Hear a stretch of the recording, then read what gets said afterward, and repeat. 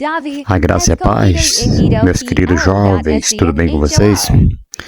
Espero que sim, né? Graças a Deus nós estamos aqui de volta, trazendo mais um trabalho, mais uma pré-aula da Escola Bíblica Dominical. Primeira aula desse trimestre que tem por título Davi, de pastor de ovelha a rei de Israel, fé e ação em meio às adversidades da vida. Domingo, 6 de abril de 2025, nós estamos aqui dando abertura a mais um trimestre, né? Nós vamos ficar aí esses 3 meses aí, falando sobre Davi, né? Um homem que era pastor de ovelha e passou a ser rei de Israel, e um grande rei, que é muito bem falado na Bíblia, talvez, com certeza, o rei mais falado de toda a Bíblia, né? Davi, o título da lição é Davi, escolhido e ungido pelo Senhor. E o que nós vamos estudar aqui nesta lição, nós vamos ver que Davi é um dos personagens mais marcantes da Bíblia, um jovem pastor que se tornou rei segundo o coração de Deus. Sua trajetória nos ensina que o Senhor nos escolhe pela aparência, o Senhor não nos escolhe não pela aparência, né, mas pelo coração. Nesta lição, amados, nós veremos como Deus o chamou, a relação entre a soberania divina e a vocação e como isso se aplica às nossas vidas. Que este estudo nos inspire a confiar em Deus e seguir sua vontade, pois Ele ainda chama a capacidade daqueles que deseja usar para a sua glória. Fique conectado nesse canal, conhecereis a verdade e a verdade vos libertará, e você terá grandes lições aqui através desse trimestre que nós iremos trazer.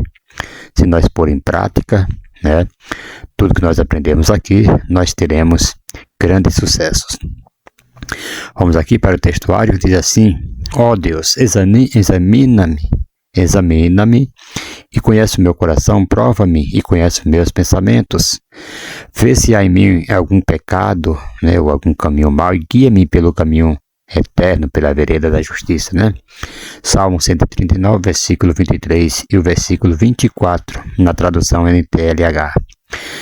Vamos comentar essa passagem bíblica em 3 pontos, levando em consideração o contexto da lição e o entendimento de que o Salmo 139 ele foi escrito por Davi. Primeiro, ele fala, né, da onisciência divina e a total dependência do homem. Né, o homem depende totalmente de Deus. Davi ele reconhece que o Deus de Israel, amados, não apenas contempla os atos exteriores do homem, mas penetra nos recônditos da alma. O pedido de Davi não é um mero desejo de ser examinado, mas um reconhecimento de que somente Deus pode revelar ao homem a sua reação, a sua real condição espiritual. Glória a Deus. Amados, falamos também sobre a necessidade, nesse texto aqui, a necessidade da santificação e do coração alinhado com Deus.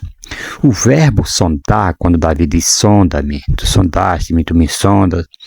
Então, o verbo sondar implica um exame minucioso, uma provação que expõe tudo o que está oculto. Esse apelo ressoa com o ensino bíblico de que o coração humano ele é enganoso e desesperadamente corrupto, como diz Jeremias 17:9, né? Assim necessitando ser oposto à luz da verdade divina. O verdadeiro servo do Senhor, ouça isso no nome de Jesus, o verdadeiro servo do Senhor não confia em sua própria percepção, mas submete-se ao escrutínio de Deus.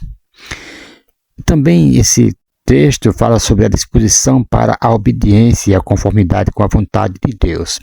Davi aqui, amados, ele não busca apenas uma revelação de sua condição, mas ele almeja ser transformado né? Seu clamor implica a disposição de ser conduzido pelo caminho reto, como expresso no versículo seguinte: vê se há em mim algum caminho mau e guia-me pelo caminho eterno. Salmo 139, versículo 24, que nós acabamos de ler. Aqui o salmista se rende ao senhorio divino, reconhecendo que o caminho do homem deve ser dirigido pelo Senhor, pois os passos do homem são dirigidos pelo Senhor, como diz Provérbios 20, versículo 24. Glória a Deus. Agora nós iremos ler aqui, resumindo aqui da lição, né? A verdade prática. Davi, ele foi escolhido e ungido por Deus para uma grande missão que incluía preservar o povo escolhido e a linhagem real do Messias. Davi foi escolhido pelo próprio Deus dentre seus irmãos, não segundo a aparência exterior, mas conforme o propósito divino. Ele foi ungido pelo profeta Samuel, recebendo a capacitação do Espírito Santo para cumprir sua vocação, sua missão, e ia além do governo terreno de Israel, pois incluía a preservação do povo da aliança e da linhagem régia da qual viria o Messias, o Messias prometido. Como tipologia, queridos, do Rei Eterno, seu reinado apontava para Cristo, o Filho de Davi, ouça isso no nome de Jesus, o Filho de Davi, cuja soberania é perpétua e cujo trono jamais será abalado. Glória a Deus. Primeiro tópico, o chamado de Davi, tempos difíceis, ouça isso no nome de Jesus. Aqui nos dias de Davi, amados, Israel passava por uma série de situações que despertava certa preocupação. Exploraremos aqui o panorama social, político e espiritual da nação de Israel durante a complexa transição de liderança entre Saul e Davi. Um período marcado por desafios e mudanças significativas. Outro ponto, o contexto social. Um povo insatisfeito e influenciado pelas nações. Israel encontrava-se em um período de instabilidade social, oscilando entre a fidelidade e a aliança mosaica e a influência das nações vizinhas, como os filisteus, que dominavam militarmente e impunham sua cultura, como diz lá em 1 livro de Samuel 13, 19 a 22. E o contexto político. Um reino em crise e a necessidade de uma nova liderança. Saul, inicialmente visto como um líder ideal, falhou em obedecer aos desígnios de Deus, demonstrando impaciência e arrogância ao usurpar funções sacerdotais, como diz lá em 1 livro de Samuel, capítulo 13, versículo 8 ao 14, e ao desobedecer também às ordens diretas do Senhor, 1 Samuel 15, 9 ao 23. A sua rejeição abriu espaço para a busca de um novo rei, desta vez não segundo o coração do povo, mas segundo o coração de Deus. Esse espaço aí para esse segundo rei. Como diz lá em 1 Samuel, capítulo 16, versículo 1. Esse momento marcou o início da transição de um governo humano, falho para um modelo que apontaria profeticamente para o reino messiânico. E no contexto espiritual, um povo que oscilava entre a fé e a rebeldia. Espiritualmente, Israel vivia em um ciclo de fidelidade e apostasia. Embora houvesse sacerdotes e profetas, a corrupção estava presente até mesmo dentro da estrutura religiosa, como visto na casa de Eli, o sacerdote. Primeiro livro de Samuel, capítulo 2, versículo 12 ao 17. Então, o Senhor ainda se manifestava por meio de seus servos fiéis, como, por exemplo, Samuel. O chamado de Davi representou a escolha de um líder que, apesar de suas falhas humanas, manteria um coração quebrantado diante do Senhor e restauraria a centralidade da adoração a Deus de Israel. Então, Davi, nós sabemos que foi um homem muito falho, mas ele manteve, certo, a centralidade da adoração a Deus. Assim, Davi foi chamado, amado, e ungido em um momento de crise e incerteza, sendo separado, não apenas para reinar sobre Israel, mas para prefigurar o Messias, o Rei Eterno que governaria com justiça e fidelidade a aliança divina, né? O Messias. Glória a Deus. E o segundo subtópico do tópico primeiro, Samuel, um profeta em Israel. Glória a Deus. Amados, a biologia de Samuel, o último juiz e o respeitado profeta nacional, Samuel foi um dos personagens mais significativos do Antigo Testamento, servindo como juiz, sacerdote e profeta em um período de grande transição em Israel. O seu nascimento foi resposta à oração de Ana, uma mulher estéril que ela clamou ao Senhor e fez um voto de consagrar seu filho ao serviço divino, como nós podemos ver lá em 1º livro de Samuel, capítulo 1, versículo 10 e 11. Ele foi criado no tabernáculo sob a tutela de Eli. Samuel, desde jovem, demonstrou sensibilidades à voz de Deus, sendo chamado diretamente pelo Senhor para exercer seu ministério profético, como diz em 1º livro de Samuel, capítulo 3, versículo 4 ao 10. Teocracia e monarquia. A mudança no governo de Israel. Primeiro, teocracia era o governo direto de Deus sobre Israel, mediado por líderes escolhidos por ele, como, por exemplo, Moisés, Josué e os juízes. As decisões políticas e militares eram guiadas pela revelação divina e a aliança mosaica estabelecia os princípios de justiça e santidade que o povo deveria seguir, como nós podemos ver em Êxodo capítulo 19, 5 e 6, Deuteronômio 17, 14 ao 20. Segundo, monarquia. A monarquia em Israel foi estabelecida em resposta ao desejo do povo de ter um rei como as demais nações. 1 Samuel 8,5. Embora Deus já houvesse previsto a possibilidade de um rei dentro dos seus próprios, dos seus propósitos, como diz lá em Deuteronômio 17, 14 ao 20, a motivação de Israel foi carnal, refletindo uma falta de confiança no governo divino. A transição marcou uma mudança estrutural profunda, pois o rei assumia responsabilidades civis e militares antes pertencentes aos juízes e profetas, embora continuasse sujeito à lei de Deus e à orientação profética. O papel de Samuel na transição da teocracia, queridos, para a monarquia, Samuel foi o elo entre esses dois sistemas de governo. Como último juiz, ele representava a liderança teocrática, chamando Israel ao arrependimento e à obediência à aliança. Como profeta, ele foi instrumento de Deus para a unção dos primeiros reis, Samuel e Davi, deixando claro que a realeza deveria estar subordinada à vontade divina. Porque o mundo hoje está da maneira que está, porque o pessoal não quer ser subordinado à vontade de Deus.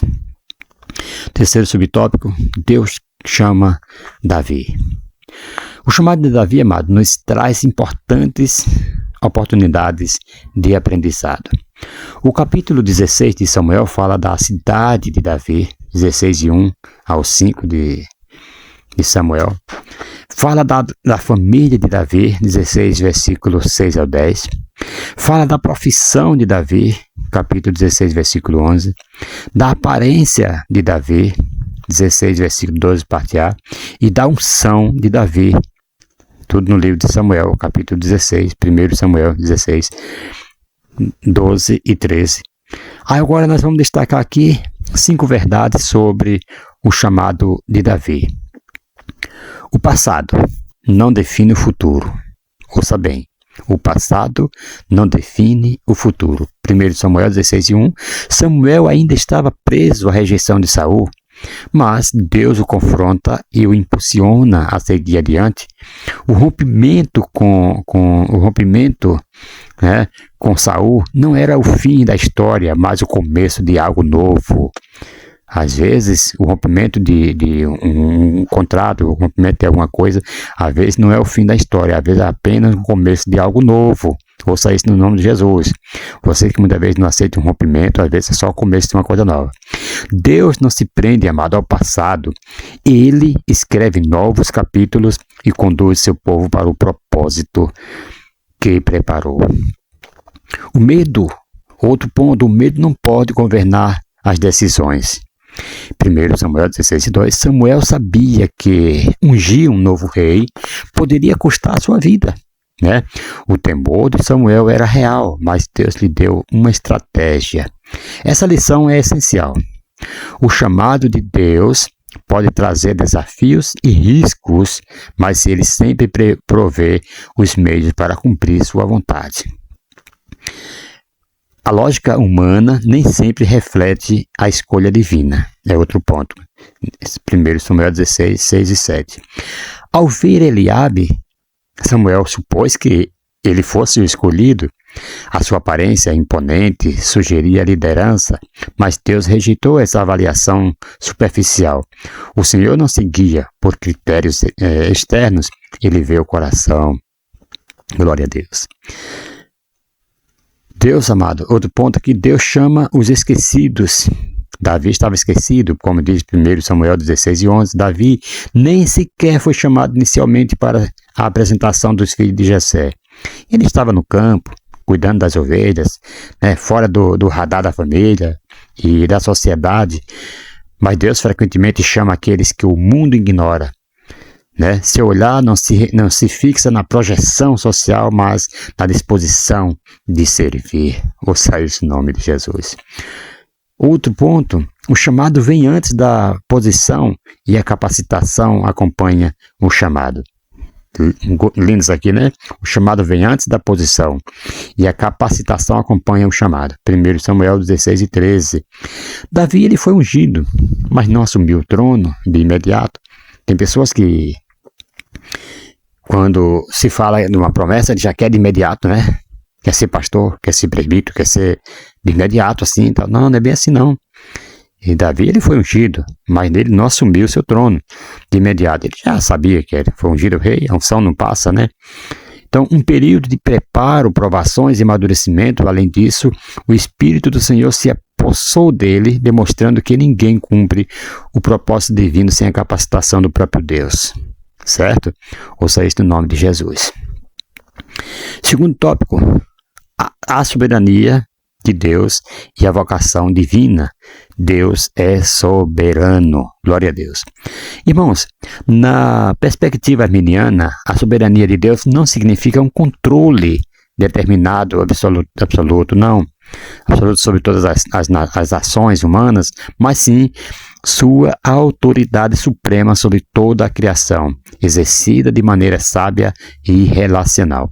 Deus governa a história sem anular a liberdade da criatura, na verdade, permitindo que suas criaturas façam escolhas reais, né, e responsáveis. Soberania, então, pode ser definida como, por exemplo, o direito e o poder absoluto de Deus para governar todas as coisas segundo sua vontade, mas de um modo que seja compatível com seu caráter amoroso e com a liberdade moral do ser humano. Essa soberania aqui, querido, no contexto em análises, se manifesta de duas formas principais. Primeiro, Deus pode ter propósitos específicos para alguém sem forçar ou manipular suas escolhas. Ouça isso em nome de Jesus.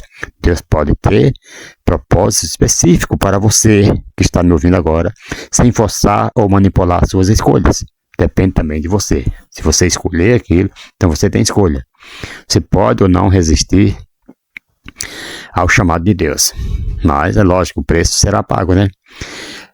Segundo, Deus governa sem precisar determinar cada detalhe.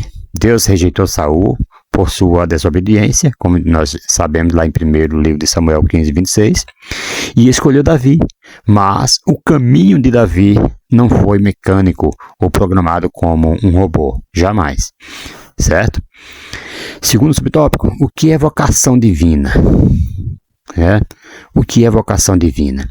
A vocação divina, amada, é pessoal, intransferível e incontestável. Pessoal porque Deus chama pessoas, certo? Não coisas, seres humanos, não instituição, né? Ao nos chamar, Ele coloca em nossos corações uma convicção profunda de propósito, o desejo de estar no lugar certo, no momento certo, realizando sua vontade a cada dia. Intransferível também porque o propósito de Deus é único e personalizado. A vocação não se resume a um conjunto de tarefas, não, mas a um estilo de vida fundamentado em um relacionamento exclusivo e íntimo com o Pai. Incontestável porque a voz de Deus é clara e distinta. Quando Ele nos chama, amados, Ele gera em nossos corações uma convicção profunda, e quando estamos fora do seu propósito, sentimos um desconforto interior. Ouça isso no nome de Jesus.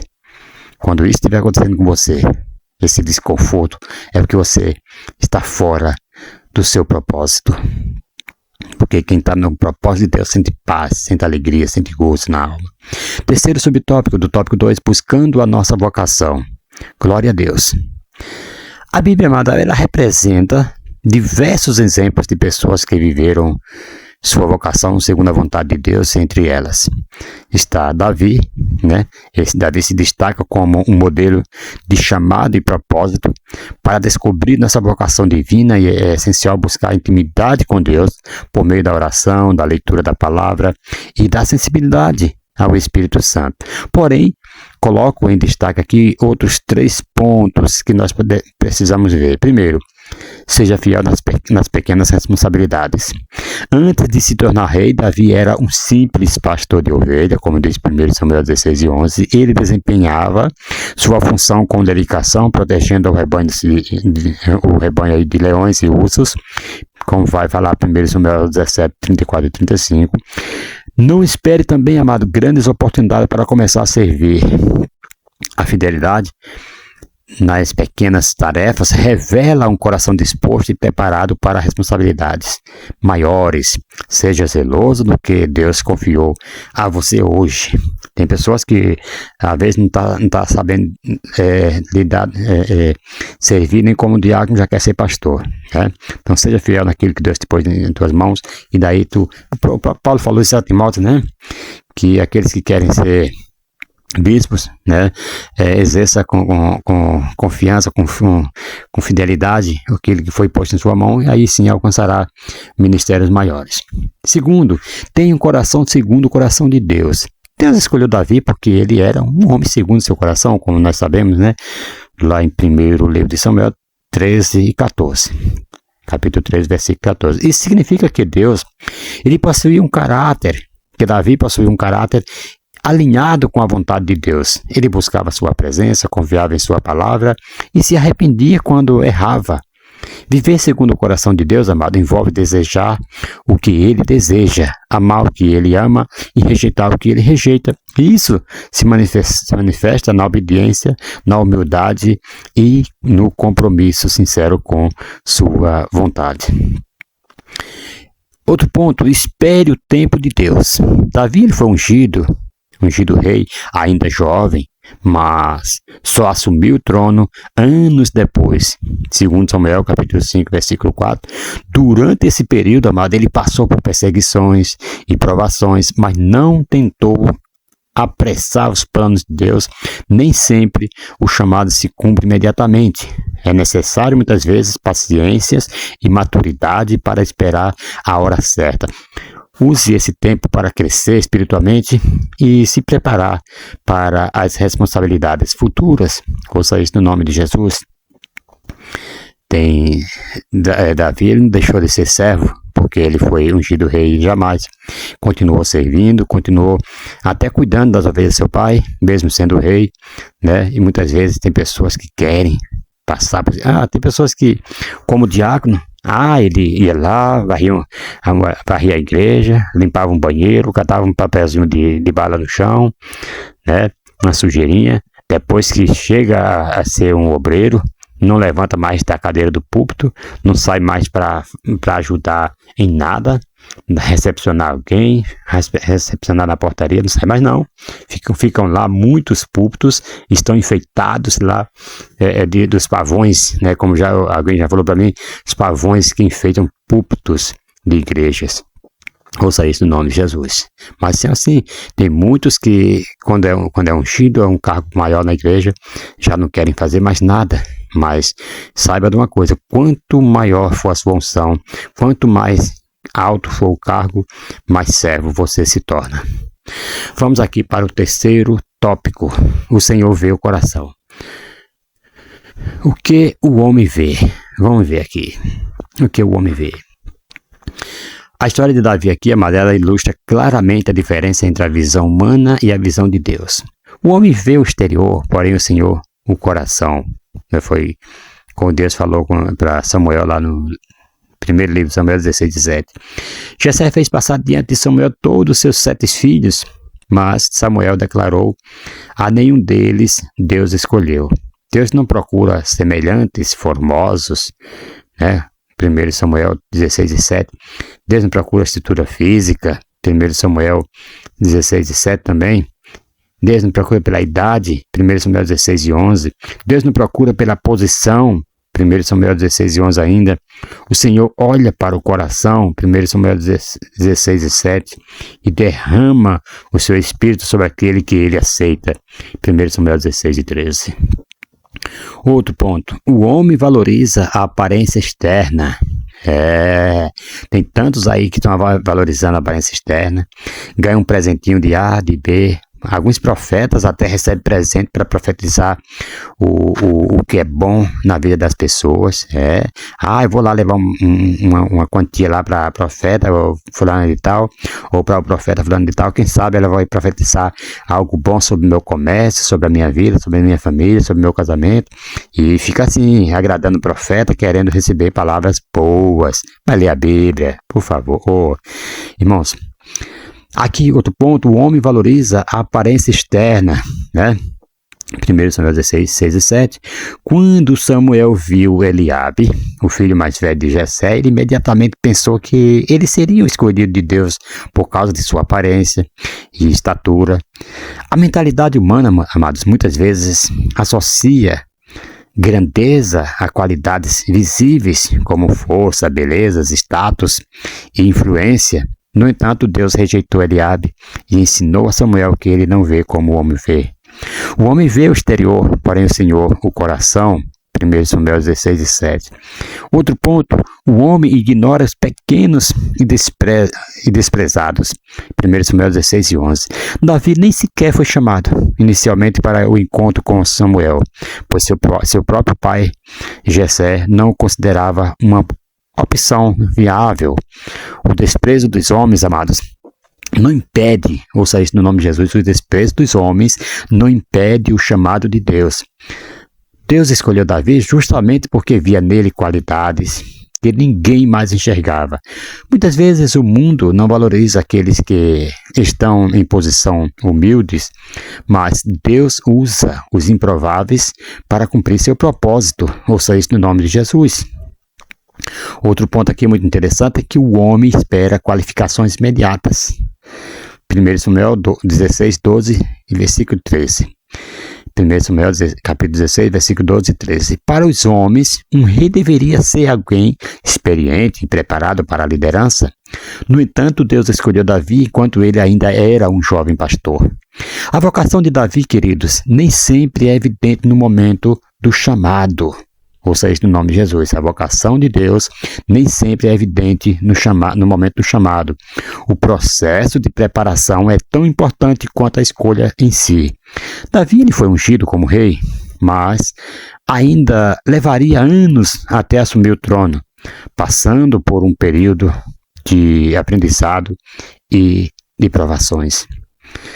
Irmãos, quantas vezes o Senhor fala para você que vai te elevar a um cargo mais alto e você já quer de imediato? Passe pelo período de aprendizado, de provações, para depois você exercer. Faça como Davi. Segundo subtópico, do tópico 3, o que Deus vê? O que Deus vê? Irmãos, a escolha de Davi como rei de Israel revela princípios profundos sobre a forma como Deus enxerga o ser humano. Primeiramente, Deus viu um coração sincero e íntegro, diferente de Saul, que buscava justificativas para sua desobediência. Davi demonstrava um coração quebrantado e dispostos a se corrigir diante de Deus, né? Como você pode ver lá em Salmo 51, versículo 10. Além disso, Deus viu um jovem fiel no pouco antes de governar. Já pensou, alguém entrega algo nas suas mãos para você cuidar e você não zela por aquilo que Deus te deu? Já pensou o rebanho de Davi nas mãos de Davi e vem um urso e Davi faz vista grossa? Ah, quer saber? Essas ovelhas não são minhas mesmo, deixa o urso comer. Ah, quer saber? Deixa o leão pegar essa ovelhinha aí, desobediente, saiu do rebanho. Ah, essa não é minha mesmo, deixa eles acabarem. Tem pessoas que é assim. Um motorista sai com um ônibus, né, no valor de 1.500.000, uma empresa, né, de coletivo, um valor de um ônibus articulado daquele, um valor de 1.500.000, 2 milhões. Ah, quer saber, esses ônibus não é meu mesmo, vou jogar por dentro do buraco, vou acabar, vou fazer isso acontecer. Ah, o patrão não tá vendo mesmo, deixar. Já pensou? Quando você é fiel, quando você é cuidador, sabe governar bem aquilo que alguém põe nas tuas mãos, Deus confia o reino em suas mãos. Israel, amados, ouça isso no nome de Jesus. Antes de governar Israel, Davi era apenas um pastor de ovelhas, mas já demonstrava coragem e zelo ao enfrentar leões e ursos para proteger o seu rebanho, né? 1 Samuel, capítulo 17, versículo 34 ao 36.